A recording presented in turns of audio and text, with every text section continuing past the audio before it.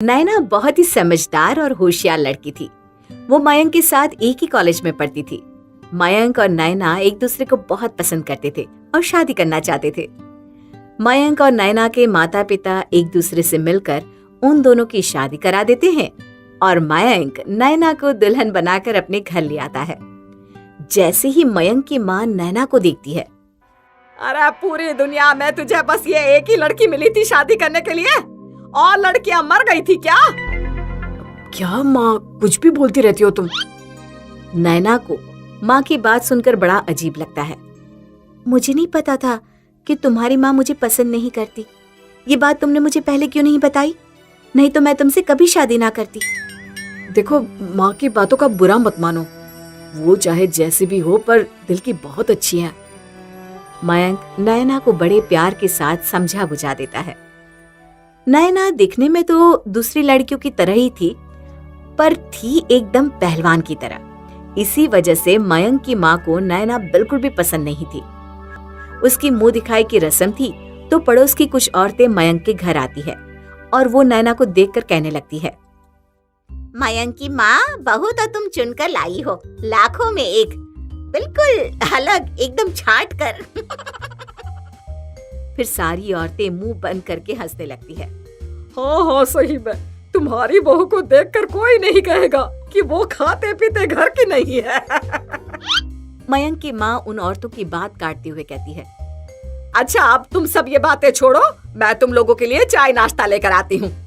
मयंक की माँ, हम खूब समझते हैं, चाय नाश्ता तो हमारी बात काटने का बहाना है। अरे नहीं, ऐसी कोई बात नहीं है। मयंक की माँ नैना को इसलिए पसंद नहीं करती थी क्योंकि वो एकदम हट्टी कट्टी लड़की थी जो दिखने में किसी आदमी से कम नहीं लगती थी, जबकि मयंक एक दुबला पतला लड़का। अब तो मयंक को देखकर उसके दोस्त भी उसका मजाक उड़ाने लगे थे। मयंक अपने ऑफिस में काम कर रहा था, तभी मयंक के दोस्त उसके पास आते हैं। और मयंक, कैसा है? तेरी बीवी ठीक तो है ना? आज तेरी बीवी ने कोई कुश्ती वुश्ती लड़ी क्या? मयंक उनकी बात की ओर ध्यान नहीं देता और अपना काम करने लगता है। उधर घर पर मयंक की माँ घर पर अपना सर पकड़े बैठी थी। अरे क्या करूँ इस बहू का, कोई काम ठीक से नहीं करती। नैना की सास नैना को कपड़े धोने के लिए देती है। ये ले कपड़े और इन्हें अच्छी तरह से धो दे, समझी? जी ठीक है माँ, मैं कपड़े अच्छी तरह धो दूंगी। फिर नैना उन कपड़ों को धोने के लिए बाथरूम में जाती है और एक एक करके सभी कपड़े अच्छी तरह धो डालती है। जब सारे कपड़े धुल जाते हैं तो उन्हें सूखने के लिए आंगन में बंधी रस्सी पर डाल देती है और घर के बाकी काम करने लगती है।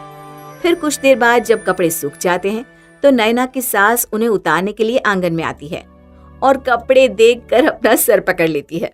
हे भगवान, इस ताकतवर बहू का क्या करूं मैं? इसने तो एक भी कपड़ा पहनने लायक नहीं छोड़ा। वो नैना को आवाज लगाती है, नैना, अरे ओ नैना। क्या हुआ माँ जी, सब ठीक तो है ना? अरे ये देख कपड़े। अब ये कपड़े ना तो पहनने लायक है और ना ही किसी और काम के। बहू, ये कपड़े हैं, कोई लोहे की सिल्ली नहीं जो तू इन पर अपनी ताकत दिखा रही थी। अरे कितनी बार कहा है काम को काम की तरह कराकर, पर तू है अपनी पूरी ताकत काम पर निकाल देती है। समझती ही नहीं कुछ, क्या करूं तेरा मैं। जैसे ही मयंक आता है, मयंक की माँ सारे फटे कपड़े दिखाती है। ये देखिए, तेरी लाडली बीवी ने क्या हालत कर दी है इन कपड़ों की। माँ, धीरे धीरे सब सीख जाएगी। अरे तुझसे तो कुछ कहना ही बेकार है। अब पहन ये फटे कपड़े। मयंक की माँ पैर पटकते हुए वहां से चली जाती है। फिर नैना भी रसोई में जाकर खाना बनाने लगती है। खाना बनकर तैयार हो जाता है तो वो अपनी सास और मयंक को खाने के टेबल पर बुलाती है। खाना लग गया है, जल्दी से आकर खाना खा लीजिए, नहीं तो ठंडा हो जाएगा। मयंक और उसकी माँ खाना खा लेते हैं और अपने अपने कमरे में सोने चले जाते हैं। नैना भी रसोई में जाकर खाने के बर्तन धोने लगती है और जैसे ही वो बर्तन धोती है तो इसकी ताकत की वजह से बर्तन पिचक जाते हैं।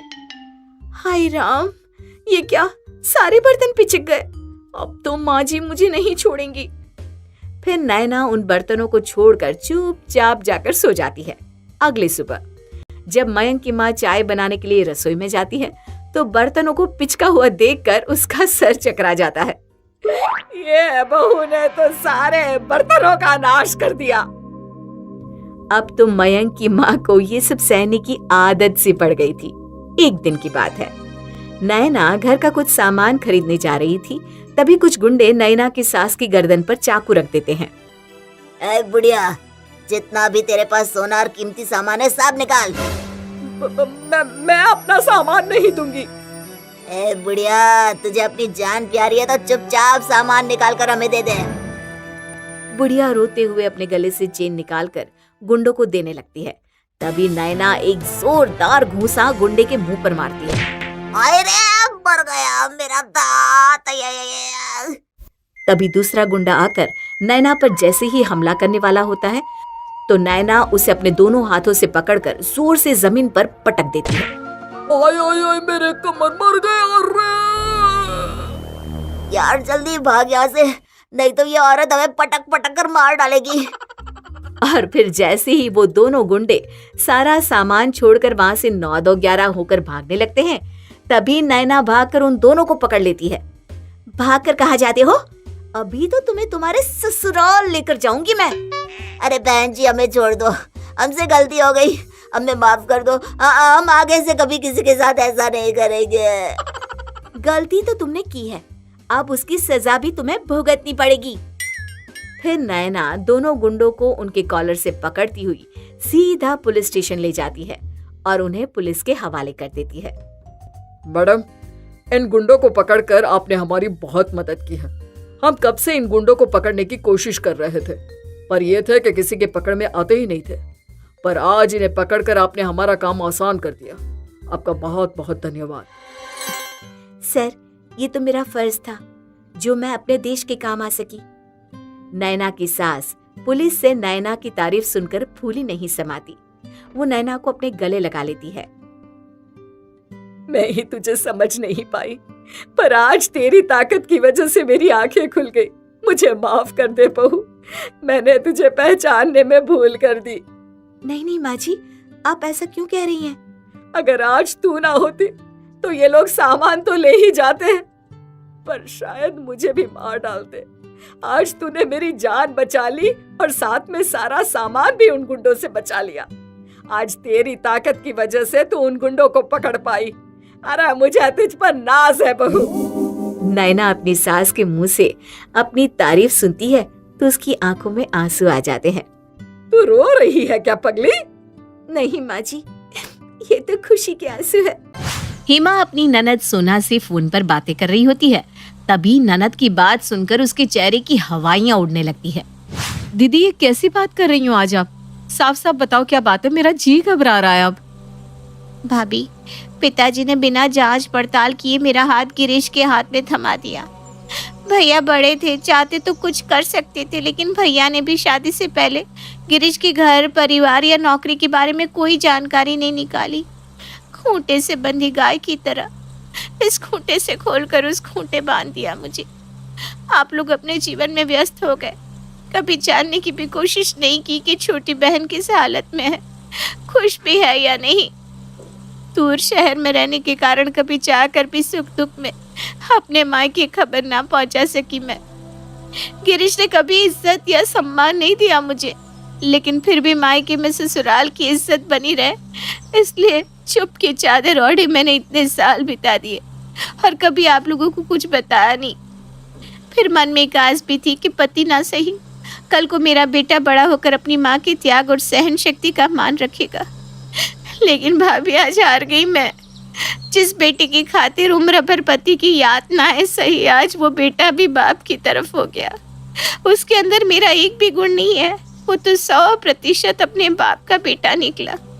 दोनों बाप बेटे ने मुझे घर से निकाल दिया है। कहते हैं मैंने इस घर के लिए किया ही क्या है, उन्हें अब मेरी कोई जरूरत नहीं। इस घर को बनाने में मैंने अपनी सारी जिंदगी लगा दी। आज उसी घर से मुझे बाहर का रास्ता दिखा दिया दोनों ने। मेरे पास अब जीने की कोई वजह नहीं बची भाभी, न मेरा खाने का ठिकाना है, न सर पर छत है। आज आखिरी बार आपसे बात कर रही हूँ, पता नहीं आज के बाद कभी किसी की आवाज़ सुन पाऊंगी या नहीं।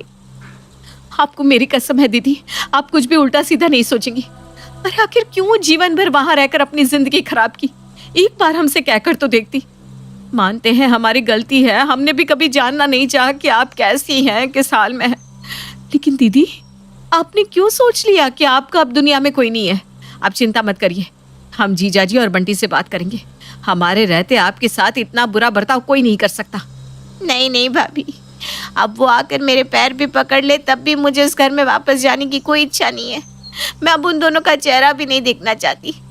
मैं नहीं चाहती कि आप उन लोगों से कुछ भी कहें। अरे जिस बेटे को अपनी माँ का लिहाज नहीं, वो आप लोगों का क्या लिहाज करेगा? आप उससे कुछ मत कहना भाभी। अभी तो बस आप जानती हैं, कल को सारी दुनिया जान जाएगी और हमारा मजाक बनाएगी।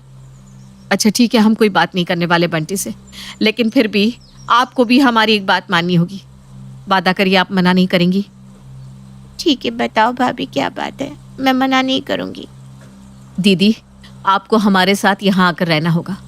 अरे आपका मायका अभी सही सलामत है और हमारे रहते आपको कभी ऐसा सोचने की जरूरत नहीं है कि अब आपका दुनिया में कोई नहीं है। आप अभी बस पे बैठकर देहरादून आ जाइए। अब मुझे और कुछ नहीं सुनना। अच्छा ठीक है भाभी, आप इतना कह रही हैं तो मैं आ जाती हूँ। उसी दिन शाम को सोना अपने भाई भाभी के यहाँ पहुँच गई थी। भाभी, अगर आप ना होती तो मैं जाकर किसी नदी नाले में कूद जाती। मेरा तो मन भर गया है बस दुनिया से। खबरदार, जो आज के बाद आपने ऐसी बात अपने मन में भी लाई दीदी। मानस, दिव्या, आओ बेटा, बुआ जी के पैर छुओ। नमस्ते बुआ जी, लाइए आपका सामान, हम आपके कमरे में छोड़ाते हैं। बड़े आज्ञाकारी बच्चे हैं, माँ के एक इशारे पर भागे चले आए। बुआ जी, आपको किसी भी चीज़ की ज़रूरत हो तो आप मुझे बुला लेना, मैं तुरंत आ जाऊंगा। आप आराम कर लो, मैं रत्ना दीदी को बोलकर चाय भिजवाता हूँ। मुँह से तो मक्खन टपक रहा है इसके। बिल्कुल माँ पर गए हैं दोनों बच्चे। माँ की तरह मीठी मीठी बातें करके सबको अपने बस में करना खूब आता है इन्हें। बंटी बेटा, मैं तेरे मामा के घर पहुँच गई हूँ। अभी तक तो जैसा हमने सोचा था ना, बिल्कुल वैसा ही हो रहा है। किसी को पता नहीं चल पाया कि आखिर मैं यहाँ क्यों आई हूँ। बहुत अच्छा मम्मी, देखो प्रॉपर्टी के कागज बनवा कर मैंने आपके बैग में रख दिए। अब आपको मौका देखकर किसी तरह उन कागजों पर मामा के सिग्नेचर लेने हैं। अरे बस एक बार मामा उन कागजों पर साइन कर दे, फिर तो हम तीनों उस घर में राज करेंगे, राज। और मामा, मामी और उनके बच्चे सड़कों की धूल छानेंगे। अरे अरे अरे, आप सोना और उसके बेटे बंटी की बातें सुनकर कंफ्यूज मत होइए। मैं उनकी कहानी आपको एकदम शुरू से सुनाती हूँ। कुछ दिन पहले। सोना दीदी, मुहूर्त का कार्ड पहुंच गया या नहीं? नहीं भाभी, अभी तो कोई कार्ड नहीं आया। जी, कार्ड तो मैंने पोस्ट करवा दिया है, लेकिन ऐसा बिल्कुल मत समझना कि बस टोकने के लिए आपको कार्ड भेज रहे हैं। देखिए काम बहुत फैला हुआ है, इसलिए कार्ड देने के लिए नहीं आ पाए, लेकिन आप तैयारी कर लेना। और हाँ, 1 सप्ताह पहले पहुंचना है आपको। सारी तैयारी आपको ही करवानी है। ठीक है भाभी, मैं बताती हूँ आपको। देख रही हो सोना, तुम्हारे मायके से कार्ड आया है। कोठी का गृह प्रवेश है दिल्ली में। हाँ, सब देख रही हूँ। वो कोठी बना रहे हैं और यहाँ हमसे ये 3 कमरे का मकान पेंट तक नहीं कराया जा रहा। अपनी अपनी किस्मत है। एक ही माँ बाप की औलाद होते हुए भी सबका अपना भाग्य है। वो राजा बन गए और हम वहीं के वहीं बैठे रह गए। अरे तुम्हारी सोच बस इतनी ही रहेगी हमेशा। ये सोचो ना, अचानक से तुम्हारे भाई के पास इतना पैसा कहाँ से आ गया? कभी तो दिमाग लगाया करो। मैं कुछ समझी नहीं। बाबूजी के मरने के बाद अचानक से तेरे भाई ने कोठी बना ली। इसका मतलब बाबूजी करोड़ों की दौलत छोड़ कर गया है। उसी पैसे को ठिकाने लगाने के लिए तेरे भाई ने इतनी बड़ी कोठी बनाकर तैयार की है। अरे अपनी कमाई से बनाई होती तो बात कुछ और होती, लेकिन बाबूजी की संपत्ति में तो तुम्हारा भी बराबर का अधिकार था कि नहीं? अरे तुम्हारा भाई ने जरा सी खुशबू तक नहीं लगने दी हम लोगों को। सारा का सारा रुपया अकेले हजम करके बैठ गया। एक बार भी बहन की याद नहीं आई? अरे आधा ना सही, कुछ तो तुझे देना ही चाहिए था। अरे मम्मी, कम से कम हमारी माली हालत के बारे में सोच कर ही हमारी कुछ मदद कर देते। मामा को तो जरा सी भी शर्म नहीं आई और अब हमारा दिल जनाने के लिए ये मकान के मुहूर्त का कार्ड भेज दिया। इसे कार्ड मत समझो, अरे ये तो तमाचा आया हमारे मुंह पर। ठीक कह रहे हो आप लोग। मैंने तो इस तरह से कभी सोचा ही नहीं था। अरे जीवन भर अच्छाई का ढोंग करती रही भाभी मेरे साथ। मुझे क्या पता था कि हिरण की खाल में एक नंबर की लोमड़ी निकलेंगी वो। फिर क्या सोचा है, अपने मकान के मुहूर्त में जाओगी या नहीं? अरे उनके मुहूर्त में जाए मेरी जूती, मैं नहीं जाने वाली। अरे तुम्हारे मुहूर्त में जाने या ना जाने से ना तो वो मकान तुम्हारे नाम हो जाएगा, ना उनका मुहूर्त रुकने वाला है। इसलिए समझदारी से बात किया करो। तो आप चाहते क्या हैं? वहां जाकर मैं उन्हें उस महल को बनाने की खुशियां मनाते हुए देखूं? अरे मम्मी, आप बात को समझते नहीं हो। मैं आपको समझाता हूँ। आपको उस कोठी में जाना तो जरूर है, लेकिन मकान के मुहूर्त में शामिल होने के लिए नहीं बल्कि किसी और काम से। गिरीश, सोना और उनका बेटा बंटी मिलकर एक योजना बनाते हैं। गृह प्रवेश से 2 दिन पहले। सोना दीदी, कब आ रही हैं आप? मैंने कहा था ना आपको 1 सप्ताह पहले आना है, फिर अभी तक आप आई क्यों नहीं? अच्छा, मैं आपके भैया को भेजूं आपको लाने के लिए? भाभी अब मैं क्या बताऊं आपको, मेरी तो सारी जिंदगी का तब बेकार हो गया। मैंने अपनी सारी जिंदगी की इतनी तकलीफ और प्रताड़ना सहकर गुजारी है, ये तो बस मैं ही जानती हूँ। आप लोगों को कभी अपने जीवन में हो रही उथल पुथल के बारे में नहीं बताया। हमेशा यही सोचा कि रिश्तों की सिलाई खुलेगी तो लज्जित भी मुझे ही होना पड़ेगा, और दुख बताने से कम तो नहीं हो जाते, बल्कि जग हंसाई ही होती है।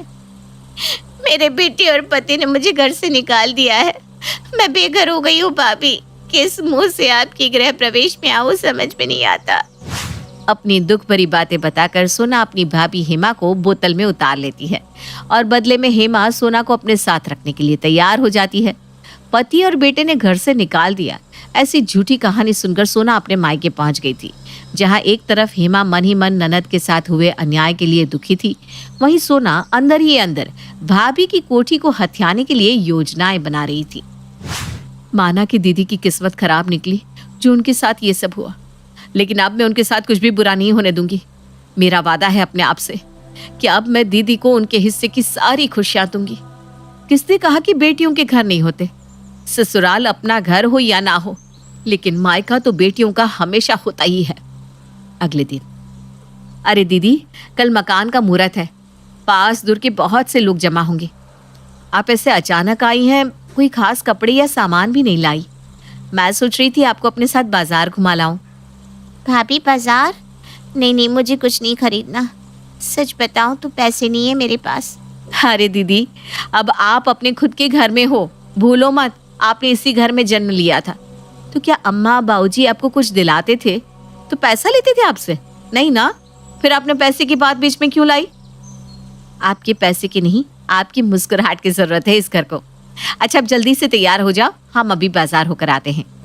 हेमा सोना को अपने साथ बाजार ले जाती है और पार्टी में पहनने के लिए उसके लिए 2-3 खूबसूरत साड़ियां खरीद लेती है। दीदी आप देख लो, आपको अगर कुछ और भी चाहिए तो आप ले लो, संकोच की कोई बात नहीं है। भाभी के कहने पर सोना अपनी पसंद की साड़ी, चूड़ियां और मंगलसूत्र भी खरीद लेती है।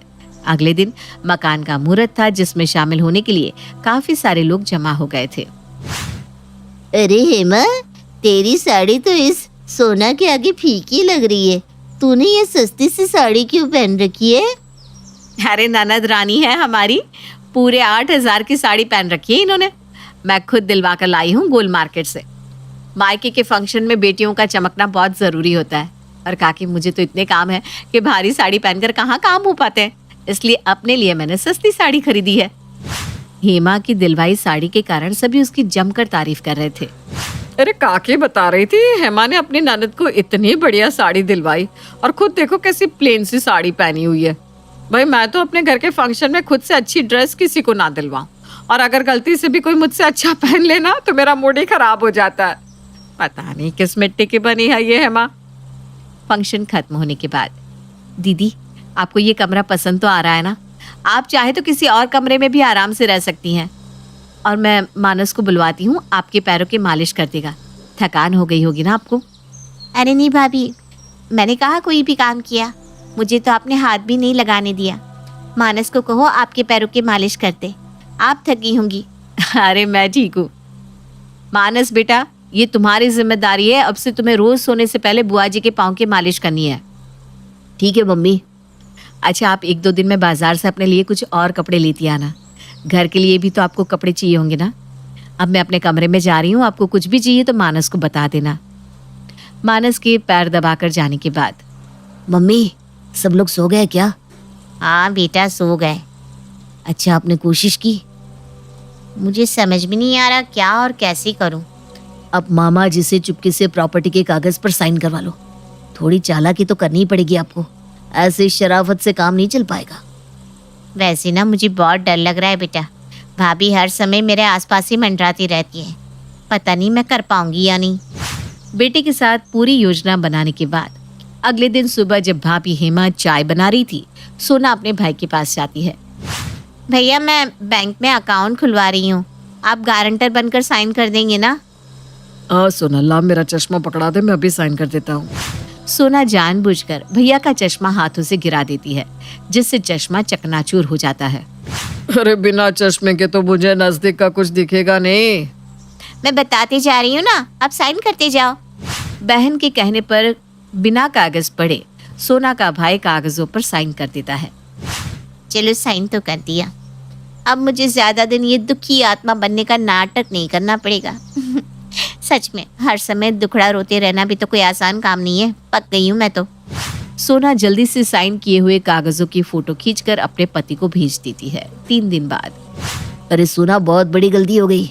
हमने भैया से प्रॉपर्टी के कागज साइन तो करा लिए, लेकिन जब मैंने पता किया तो मुझे पता चला कि वो कोठी तुम्हारे भैया नहीं बल्कि भाभी के नाम रजिस्टर्ड है। भैया के साइन किए हुए कागजों की तो कोई वैल्यू ही नहीं है। अब तुम्हें एक बार फिर से थोड़ा रिस्क लेना होगा और वो कागज फिर से साइन कराने होंगे। तुम कल रात को सबके सोने के बाद बाहर गार्डन तक आना, मैं प्रॉपर्टी के नए कागज तुम्हें दे दूंगा। अरे कितनी मुश्किल से मैंने साइन कराए और आपने सब गुड़ गोबर कर दिया। अच्छा ठीक है, रात को 12 बजे आप चुपचाप गार्डन के गेट से मुझे कागज दे जाना। अगले दिन रात को दबे पांव सोना प्रॉपर्टी के नए कागज लेने के लिए गार्डन की तरफ जा रही थी, तभी उसका पांव गीली मिट्टी पर पड़कर फिसल जाता है और वो नीचे गिर पड़ती है। हाय राम, लगता है मेरे पाँव की हड्डी टूट गई, मुझसे तो हिला ही नहीं जा रहा। सोना की आवाजें सुनकर हेमा और बाकी के परिवार वाले दौड़ते हुए आते हैं और उसे डॉक्टर के पास ले जाते हैं। अरे दीदी, इतनी रात को आप गार्डन में क्या कर रही थी? मुझे गैस बन रही थी, सोचा थोड़ा टहल लूं, पर पैर फिसल गया और मैं गिर पड़ी। डॉक्टर ने सोना के पैर में प्लास्टर चढ़ा दिया था और 40 दिन के लिए उसे बेड रेस्ट के लिए बोल दिया था। सोना को पैर टूटने से ज्यादा दुख इस बात का था कि उसका प्लान फेल हो गया। सोना का पैर टूटने के बाद भाभी हेमा की आंखों से आंसू नहीं रुक रहे थे। दीदी, हमारे घर आकर आपको इतनी चोट लग गई, मेरी ही गलती है। मुझे आपको बताना चाहिए था कि रात में गार्डन में पानी लगाया है, मिट्टी गिली है। अगर आपको पता होता तो आप गार्डन में जाती ही नहीं। मुझे माफ कर दो। हेमा दिन रात सोना की देखभाल कर रही थी। बिस्तर पर बैठे बैठे ही उसे नहलाती, धुलाती, कपड़े बदलवाती, खाना पानी ला कर देती। 40 दिन बीतते बीतते सोना का हृदय परिवर्तन हो गया था। वैसे तो आप जीवन भर हमारे साथ रहेंगी, लेकिन फिर भी आपके मन की तसल्ली के लिए आपके भैया ने ये छोटा सा प्लॉट आपके नाम खरीदा है, जिससे आपको कभी ये ना लगे कि आपके सर पर छत नहीं है। ये आपकी जमीन है, आप इस पर जो चाहे वो करें। कितनी नीच हूँ मैं, जिस भाई भाभी का घर हथियाने के लिए मैं यहाँ आई, उन्होंने मुझे अपना सब कुछ सौंप दिया। और धोखा देने की जगह शायद अगर मैंने सामने से मांग लिया होता तो भैया अपना आधा हिस्सा ऐसे ही मुझे दे देते। भाभी के सच्चे प्यार को मैंने ढोंग समझा, जबकि मैल तो मेरे मन में रहा। भाभी ने तो दिल से मेरी इज्जत की, इतना प्यार किया, शायद कोई माँ भी अपनी शादीशुदा बेटी से ना कर पाए। शायद भगवान ने मेरा पैर इसीलिए तोड़ा ताकि मुझे सच दिखाई दे और मैं इतना बड़ा पाप करने से बच जाऊं। नहीं नहीं भाभी, मुझे आपकी जमीन नहीं चाहिए। आपने इतना प्यार दिया, उसके आगे जमीन जायदाद की कोई हैसियत ही नहीं है। मुझे आज समझ में आ गया है कि अच्छे संबंध सबसे बड़ी दौलत होते हैं, और अब उसके अलावा मुझे किसी भी चीज की जरूरत नहीं है। सोना रोते हुए भाभी और भाई को सारा सच बता देती है और अपने किए की माफी मांगकर वहां से विदा हो जाती है। हेमा भी ननद सोना को माफ कर देती है और इस तरह फिर से पूरा परिवार एक हो जाता है। नीता अपने पति समीर के साथ रहती है। दोनों पति पत्नी जॉब करते हैं और समीर की माँ सुमिता देवी घर संभालती है। हालांकि घर संभालने के लिए नीता भी उसकी मदद करती है, लेकिन उसकी सास फिर भी नीता से खुश नहीं रहती। सुमिता को अपनी बहू पर शक होता है कि उसका कहीं अफेयर चल रहा है, इसलिए वो अपने बेटे को उसके खिलाफ भड़काती रहती। नीता बहू, तुम्हें बस ऑफिस का काम करना आता है, थोड़ा घर पर भी ध्यान दिया करो। क्या हुआ मम्मी जी?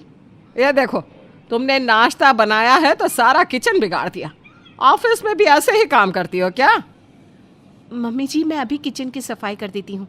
अरे रहने दे बहू, तुझे ऑफिस के लिए लेट हो जाएगा, फिर तेरा मजनू पति मुझे ही सुनाएगा। मम्मी जी, मेरे मजनू पति आपके बेटे हैं। हाँ, पता है मेरा बेटा है, पर अब मेरा नहीं रहा ना, वो तो तुम्हारा हो गया है।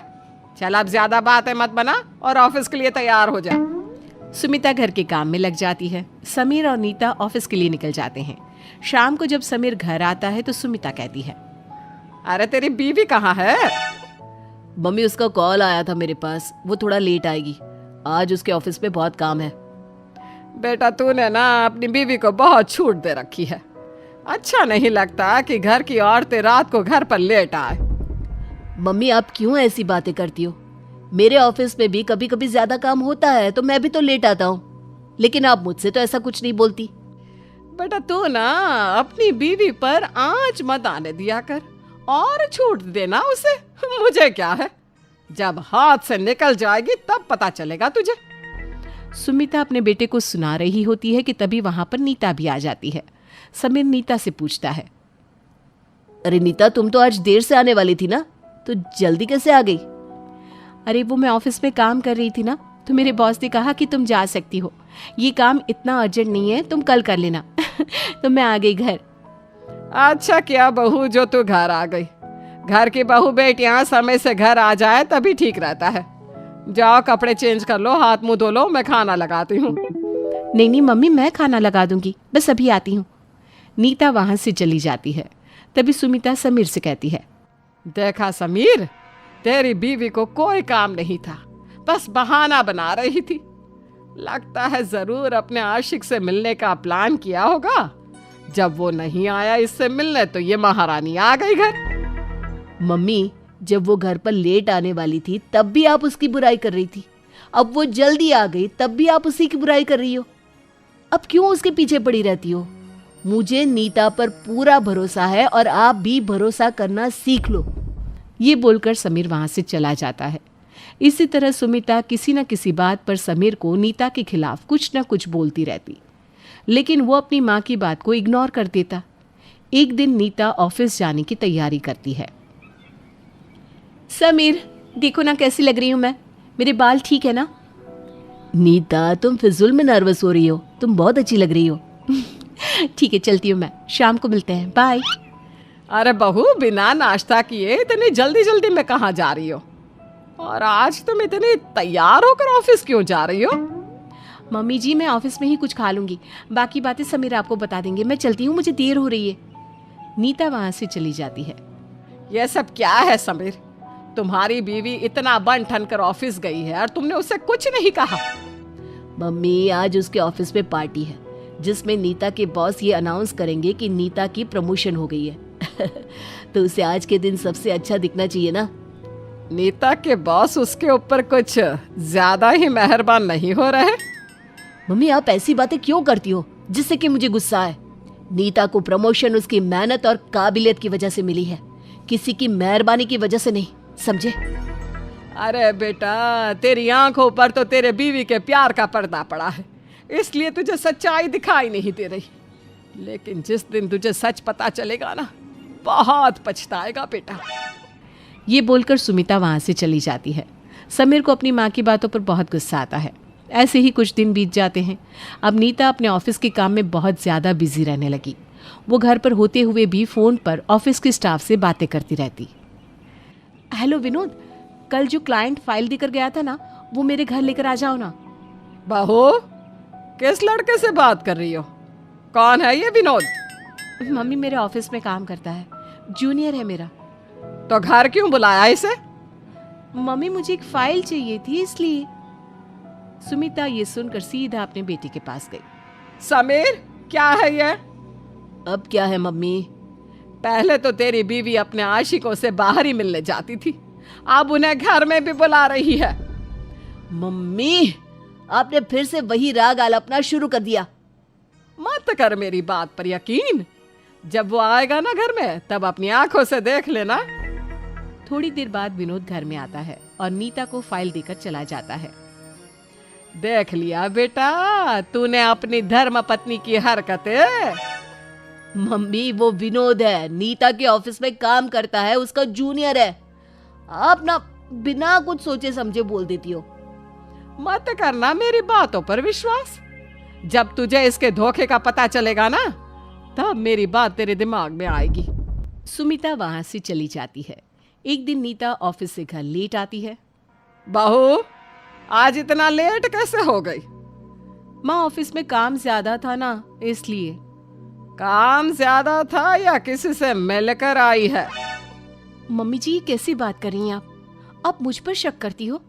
सही तो बोल रही हूँ बहू, तुम दिन रात लड़कों से बात करती रहती हो, लड़कों को घर पर बुलाती हो और मैं तुम पर शक भी ना करूं।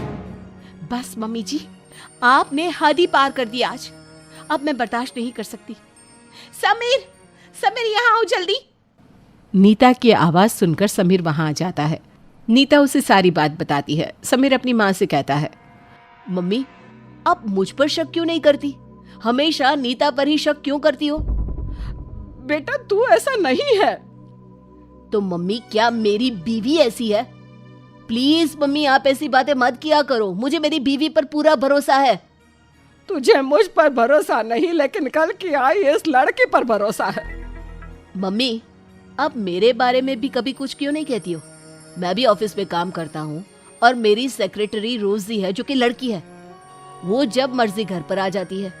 आपने मेरे बारे में क्यों ऐसा नहीं सोचा कि मेरा चक्कर चल रहा है रोजी के साथ? मेरे पास भी कितनी लड़कियों के कॉल आते हैं, वो घर पर भी आती है और मैं तो अक्सर घर पर लेट आता हूँ। लेकिन आपने कभी भी मेरे बारे में ऐसा नहीं बोला जो आप नीता के बारे में बोलती हो। हमेशा मुझे नीता के खिलाफ भड़काती रहती हो।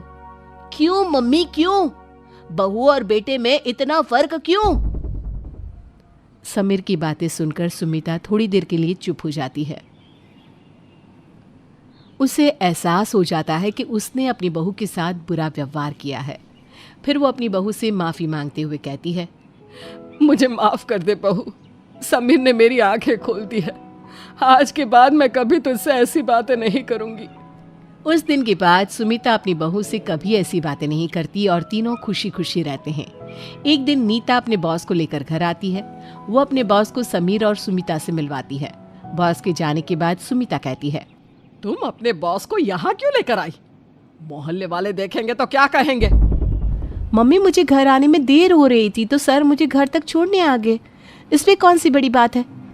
बहू, कौन बॉस होता है जो अपने ऑफिस में काम करने वाली लड़की को उसके घर छोड़ने जाएगा? तूने मुझे पागल समझ रखा है क्या? माँ, अब फिर से शुरू हो गई? हाँ हाँ, हो गई शुरू। अब मुझे कोई भी चुप नहीं करा सकता। मैं नहीं देख सकती ये सब। इस तरह सुमिता ने अपनी बहू और बेटे के सिर में दर्द कर दिया। सुमिता और नीता को लगा था कि उनकी माँ सुधर गई है, लेकिन ये तो उनका वहम था।